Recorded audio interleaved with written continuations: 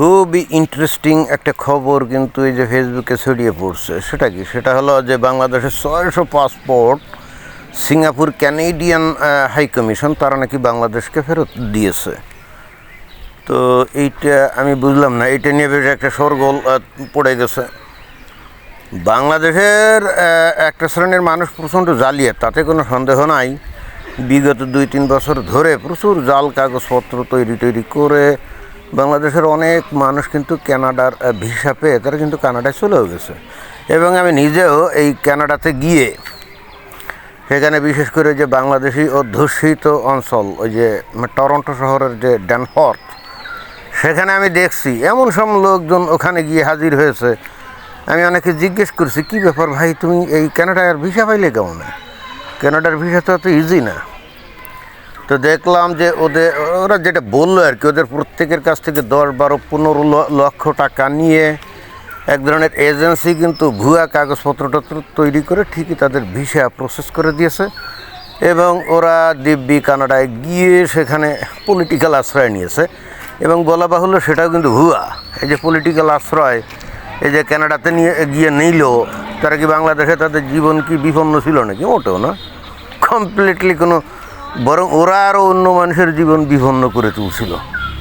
এখন ওরা ওই ভুয়া এজেন্সি যারা নাকি ভুয়া কাজ করে, তাদের মাধ্যমে তারা কিন্তু ঠিকই কানাডার ভিসা নিয়ে চলে গেছে।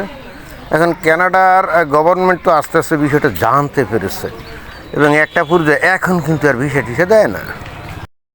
এখন আমার মনে হয় না যে শতকরা 5 জনকেও এই কানাডা ভিসা দেয়, অর্থাৎ 100 জন যদি দরখাস্ত করে সেখানে 5 জন ব্যক্তিকে ভিসা দেয়, আমার তো মনে হয় না। তবে হ্যাঁ, তাদেরকে দেয় যারা নাকি হয়তো অস্ট্রেলিয়া ভ্রমণ করেছে, অতীতে আমেরিকা ভ্রমণ করেছে, ইংল্যান্ড বা ইউরোপীয় ইউনিয়নের দেশে ভ্রমণ করেছে, তাদের দেয়।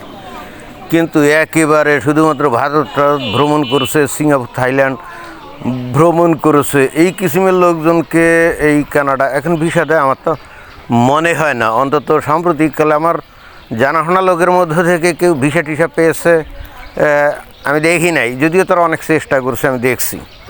অর্থাৎ ওই ব্যবসায় লাল বাতি জ্বলছে। কানাডা এখন খুব কঠোর পদক্ষেপে গেছে। তারা বুঝতে পেরেছে যে এনাফ ইজ এনাফ। তারা অনেক আলতু ফালতু লোকজন এই কানাডায় আমদানি করে ফেলছে। এখন কানাডার রাস্তাঘাট বা বিভিন্ন জায়গা, বিশেষ করে টরন্টো এবং মন্ট্রিয়াল, এই 2টা শহরে, আমি টরন্টো দেখছি কোন জায়গায় বাংলাদেশিরা কি করে না করে। তো এটা তো আগেই বললাম যে এরা ভিসা পাইল কেমন, এটা আমার কাছে যথেষ্ট একটা প্রশ্ন ছিল। এবং একই ঘটনা কিন্তু আমেরিকার ক্ষেত্রেও প্রযোজ্য। আমেরিকায় যে নিউ ইয়র্ক সিটি, সেখানে ওই যে অ্যাস্টোরিয়া, তারপরে জ্যামাইকা, তারপরে ওই যে জ্যাকসন হাইটস, এই সমস্ত জায়গায় আমি ঘুরছি এবং আমি দেখছি এমন সব লোকজন ওখানে ঘোরাঘুরি করে। আমেরিকার ভিসা মানে তো একটা সোনার হরিণ, তাই না, বাংলাদেশিদের জন্য? তো তখন আমার প্রশ্ন উত্থাপিত হয়েছে, মানে আমার কৌতূহল হয়েছে, এরা ভিসা পাইল কেমনে? আমি জিজ্ঞেস করছি, ভাই তোমরা ভিসা পাইলে কেমনে? এরা সবই কিন্তু গেছে টারজান ভিসায়, জানেন তো টারজান ভিসা, তাই না? ডাইরেক্টলি বাংলাদেশ থেকে ভিসা নিয়ে যাওয়ার মতো যোগ্যতা তাদের নাই। এখন ডোনাল্ড ট্রাম্প তো এদের বিরুদ্ধে খেপছে। ডোনাল্ড ট্রাম্প দেখছে কী রে, আমেরিকা হলো পৃথিবীর সেরা দেশ, পরাশক্তি, ধনী দেশ। তো কোন সব দেশের লোকজন এসে এই যে এই নাম করা বড় বড় যে সিটিগুলো আছে সেগুলাকে দূষিত করে ফেলছে। অনেকে হয়তো এটাকে ডোনাল্ড ট্রাম্পের একটা রেসিস্ট আইডিয়া বলে মনে করতে পারে, আমি জানি করে। কিন্তু আপনি বলেন তো, আপনার বাড়িঘরের মধ্যে বাইরের আলতু ফালতু লোকজনের দিয়ে আপনি কি মানে ভরিয়ে ফেলবেন? তাদেরকে কি থাকতে জায়গা দিবেন? অথবা আপনারই গ্রামে বাইরের আউল ফাউল লোকজন এসে সেখানে বসবাস করবে আপনার শহরে, এবং অতঃপর একটা পর্যায়ে তারা মাতবাড়ি ছাতবাড়ি করবে, পরিবেশ দূষিত করবে, কলুষিত করবে, এটা কি আপনি মানবেন না? তো ডোনাল্ড ট্রাম্প সে তো একজন আমেরিকার প্যাট্রিয়ট, একজন নেতা, তাই না, প্রেসিডেন্ট। তো সে তো চাইবে তার দেশটা সুন্দর থাকুক, সুস্থ থাকুক, ভালো থাকুক। আলতু ফালতু লোক আমেরিকার মধ্যে ঢুকে তাদের পরিবেশ নষ্ট করবে, এইটা ডোনাল্ড ট্রাম্প কেন চাইবে বলেন? এখন এটাতে আপনি যদি বলেন যে সে রেসিস্ট, হ্যাঁ, ইটস রেসিস্ট। নিজের ঘর যদি পরিষ্কার রাখার জন্যে কঠিন কোনো ব্যবস্থা নিলে যদি কেউ রেসিস্ট হয়ে যায় তাহলে অবশ্যই ডোনাল্ড ট্রাম্প রেসিস্ট, তাই না? কিন্তু এতে কিছু যায় আসে, নিজের ভালো তো পাগলও বুঝে, তাই না? মুশকিলটা হচ্ছে এই পৃথিবীর বিভিন্ন দেশের আলতু ফালতু লোকগুলা পশ্চিমা দেশগুলার এই উদার নৈতিক যে ব্যবস্থা, ডেমোক্রেটিক ব্যবস্থা, যে হিউম্যান রাইটসের ব্যবস্থা, এটাকে অ্যাবিউজ করে, তাই না? এবং এরাই আবার কি করে, অ্যাবিউজ করে যে সমস্ত আমেরিকা বা কানাডা এই সমস্ত দেশে গিয়ে তাদের পরিবেশ নষ্ট করবে এবং মনে করবে এটাও তাদের রাইটস। তো এইটা তো আমার মনে হয় না যে কোনোভাবে মেনে নেওয়া যায়।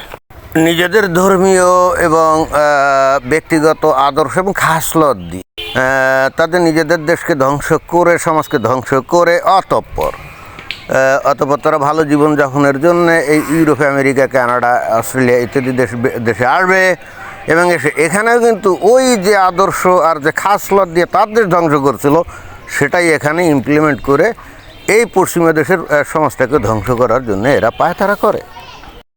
যাই হোক, যে প্রসঙ্গ নিয়ে হলে ভিডিওটার অবতারণা সেটা হলো যে এই সিঙ্গাপুরে ক্যানাডিয়ান এম্বাসি তারা নাকি 600 পাসপোর্ট এই বাংলাদেশ হাই কমিশনকে ফেরত দিয়েছে।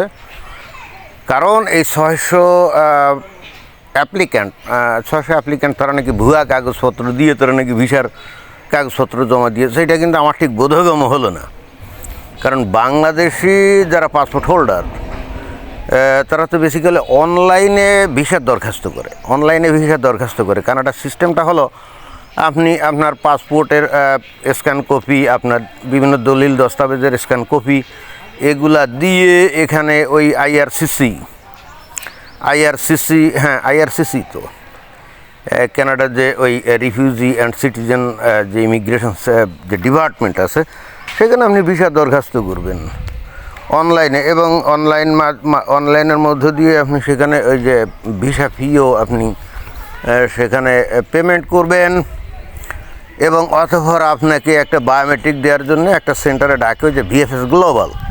তো ঠিক আছে, আপনি গেলেন, গিয়ে আপনি আপনার বায়োমেট্রিক দিয়ে আসলেন। অতঃপর ভিসা অফিসাররা এই ফাইলগুলো খুলে আপনার কাগজপত্র দেখে যদি সন্তুষ্ট হয় তাহলে তারা একটা চিঠি লিখে দেয়, লেখে যে তোমার ভিসা অ্যাপ্রুভ করা হয়েছে, এখন তুমি পাসপোর্ট জমা দাও, যেটাকে বলা হয় পাসপোর্ট রিকোয়েস্ট। তো এরপর আপনি আবার ওই যে ভিএফএস গ্লোবালে গিয়েই কিন্তু পাসপোর্টটা জমা দিবেন। এবং বিশেষ করে বাংলাদেশের ক্ষেত্রে যেটা হয়, ওই যে ঢাকায় বা চিটাগাং অথবা সিলেটের যে ভিএফএস গ্লোবাল আছে না, সেখানে আপনি জমা দিবেন, যেখানে আপনি বায়োমেট্রিক দিয়েছিলেন। দেওয়ার পরে ওরা 10-15 দিনের মধ্যে ওইটা সিঙ্গাপুর বা দিল্লি অথবা অন্য কোনো দেশে পাঠিয়ে তারপরে ওই পাসপোর্টে যে ক্যানাডিয়ান ভিসা স্টিকার লাগিয়ে আবার ফেরত পাঠায়। সিস্টেমটা কিন্তু এটাই। যাদের দলিল দস্তাবেজ ডকুমেন্টস পড়ে ভিসা অফিসার খুশি হয় না, ভিসা দিবে না, তো তাদের জন্য একটা জাস্ট রিফিউজ লেটার ধরিয়ে দেয়। সিস্টেম এটাই। কিন্তু তাই যদি হয় তাহলে 600 পাসপোর্ট ফেরত পাঠালো কেমন? এটা তো আমি ঠিক বুঝলাম না। কারণ যখন একবার ভিসা অ্যাপ্রুভ হয়ে যায়, ভিসা অফিসার তো একবার পরীক্ষা নিরীক্ষা করে ডিসিশন দিয়ে দেয়, এরপরে ওই ফাইল কিন্তু তারা খোলে না। এরপরে জাস্ট পাসপোর্ট রিকোয়েস্ট চিঠি পাঠালে আপনি পাসপোর্ট পাঠাবেন, এবং এই কাজটা করে অন্য মানুষ। ভিসা অফিসার কিন্তু এই কাজটা করে না। যখন এই পাসপোর্টগুলো সিঙ্গাপুরে ক্যানাডিয়ান এম্বাসিতে যায়, তখন অন্য লোক জাস্ট খালি তার নামে একটা ভিসা স্টিকার প্রিন্ট করে ওটা ছাপিয়ে দিয়ে আবার ফেরত পাঠিয়ে দেয়। ওই কাজটা তো আর ভিসা অফিসার করে না। তো অতএব আপনি ভুয়া কাগজ দিয়ে হোক আর জালিয়াতি কাগজ দিয়ে হোক, একবার যখন আপনার অনলাইন সিস্টেমে অ্যাপ্লিকেশন করার পরে ভিসা অ্যাপ্রুভ হয়ে যায়, পরবর্তীতে যখন আপনি পাসপোর্টটা জমা দিলেন, দেন এখানে তো ভিসা অফিসারের তো আর কোনো চেক করার কোনো কিছু থাকে না, ক্রস চেক করার কোনো কিছু থাকে না। অর্থাৎ ওই কাগজে ভুয়া নাকি জাল নাকি জেনুইন, এটা তো অবান্তর কথাবার্তা। এবং সেই হেতু আমি ঠিক বুঝলাম না, মানে 600 পাসপোর্ট ফেরত দিলে কীভাবে? অর্থাৎ ডাইরেক্টলি এটা কিন্তু কানাডা সিস্টেম কিন্তু ওই অন্যান্য দেশের মতো না। যেমন ভারত, আপনি বাংলাদেশে ভারতের যে হাই কমিশনের যে ওই আইব্যাক সেন্টার আছে, আপনি আপনার কাগজপত্র নিয়ে সেই সাথে পাসপোর্ট নিয়ে আপনি জমা দিলেন, তারপরে ইন্ডিয়া আপনাকে যদি দয়া করলো ভিসা দিল, আর নাহলে ভিসা দিল না, আপনাকে ফাঁকা পাসপোর্ট ফেরত পাঠিয়ে দিল, মানে ফেরত দিল আর কি। অর্থাৎ আপনি পাসপোর্ট সহকারে আপনি জমা দিলেন, রাইট? এখন ভিসা দিলে দিল, না দিলে না দিল। তারপরে ধরেন আমেরিকার সিস্টেম কি, আমেরিকার এম্বাসিতে গিয়ে আপনি ইন্টারভিউ দিবেন, ওরা যদি আপনারা দয়া করে ভিসা দিতে চায় তাহলে সাথে সাথে পাসপোর্টটা রেখে দিয়ে বলে যে 8-10 দিন পরে তুমি অমুক জায়গাতে কালেকশন করে নিও, ওই ভিএফএস গ্লোবাল ওখান থেকে। ভিসা দিতে না চাইলে স্রেফ পাসপোর্টটা ফেরত দিয়ে বলে যে দুঃখিত ভিসা দেওয়া গেল না, অ্যান্ড দ্যাটস অল। এটাই কিন্তু সিস্টেম। কিন্তু কানাডা বা ইংল্যান্ড অথবা এই যে অস্ট্রেলিয়ার সিস্টেম কিন্তু এরকম না। অস্ট্রেলিয়ার সিস্টেমে কিন্তু আপনি ডাইরেক্টলি কোনো কাগজপত্রই আপনি জমা দিতে হয় না, আপনাকে অনলাইনে যেটা করতে হয় একটু আগে যেটা ব্যাখ্যা দিলাম। তো এখানে অত ভুয়া জাল জালিয়াতি কাগজপত্র এর কারণে আপনার passport Singapore Canadian embassy Bangladesh এম্বাসিতে দিলেও কী করে, তাদের কাছে পাসপোর্ট থাকবে কী করে? তাদের কাছে তো পাসপোর্ট থাকার কথাই না, অ্যাপ্লিকেন্ট তো করছে অনলাইনে। তো আমার মাথায় ঢুকলো না, হলে খবরটা হলে কী, ভিতরে রহস্যটা কী? তার মানে এই না যে বাংলাদেশের এরা কিন্তু ফেরেস্তা, তা না, এরা কিন্তু জাল জালিয়াতিতে মহা ওস্তাদ। এটা মনে হয় যে আমাদের বাংলাদেশের অন্তর্বর্তীকালীন সরকারের প্রধান ওই যে মোহাম্মদ ইউনূস সাহেব, উনি নিজেও মনে হয় যে জিনিসটা বলছেন। তবে মনে করার কোনো কারণ নাই যে বাংলাদেশের মানুষরাই খালি জাল জালিয়াতিতে ওস্তাদ, বরং ভারতেরও এরকম হাজার হাজার লোক জাল জালিয়াতি কাগজপত্র দিয়ে কিন্তু তারা এই কানাডাতে আসছে। এবং ইন্টারেস্টিং ব্যাপার হলো মানে 2 বা 2.5 বছর আগে কোনো একটা মানে 700 ভারতীয় ছাত্রছাত্রীদের ছাত্রত্ব বাতিল করা হয়েছিল এরকম, কারণ তারা নাকি জাল জালিয়াতি কাগজপত্র ব্যবহার করে কানাডার স্টুডেন্ট ভিসা নিয়ে তারপরে এই কানাডাতে গেছিলো। তো যাই হোক, এটাই ছিল মূল বক্তব্য। ধন্যবাদ।